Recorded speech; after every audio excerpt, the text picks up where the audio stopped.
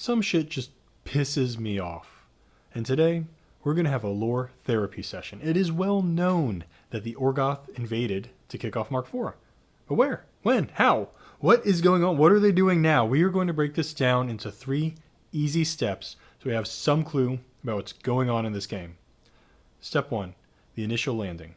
So the invasion is going to begin when the Orgoth are returning from the sea, and they're going to hit Khador without warning. They're going to land in vast numbers a little bit north of Bronze Point, under an unnatural darkness tied to their infernal patrons. Khador is caught completely unprepared, and then from this landing zone, the Orgoth are going to split into a 3-pronged assault. First, they're going to move northwest to cut off Ice Watch. Then they move east to pacify the Veshling Highlands. Now, Mark IV lore calls this the Highlands, Mark III calls it the Headlands, so I don't know. But this allows them to reopen old cave networks and hidden fortresses from the first time they were in Imran. Then they also move south towards Skrovenberg.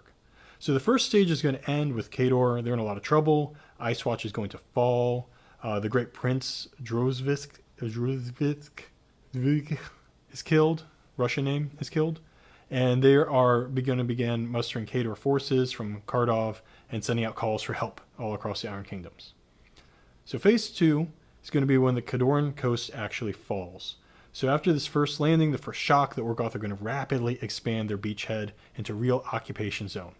They're going to start seizing territory, Skrovenberg, Oak, Port Vladivar, and this is going to give them control over a lot of Khador's valuable, accessible coastline. So at this stage, the Orgoth, they're not just advancing anymore, they're actually consolidating their force. They've made their beachhead, they're going outward, now they're going to reinforce these captured territories, they're reopening these old strongholds, they have these rail lines on the Khadoran side that they're kind of destroying, the logistics portions of war, and then they're also sacrificing all these prisoners to the Felgoth. So the idea behind this is to make their war effort self-sustaining. So their push towards Kardov is finally slowed by artillery, but this is not stopped in a permanent sense. It's kind of like you're starting to sort of set those lines. And this is also when the defenders, they're going to start adapting. Khador and Signar are going to start cooperating and doing covert operations as well. So phase 3 is now when Ord collapses and the war kind of gets bigger. The Orgoth are going to strike Ord multiple places. They're going to go at Berk, Kardova, and a couple attacks are going to also break through Skarswall.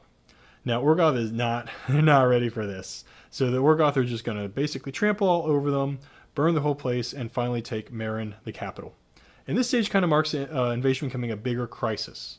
Khador's still fighting, Ord has fallen, and now Signar is going to be threatened. But hopefully this was helpful to you all. I certainly needed it, and see you on the tabletop.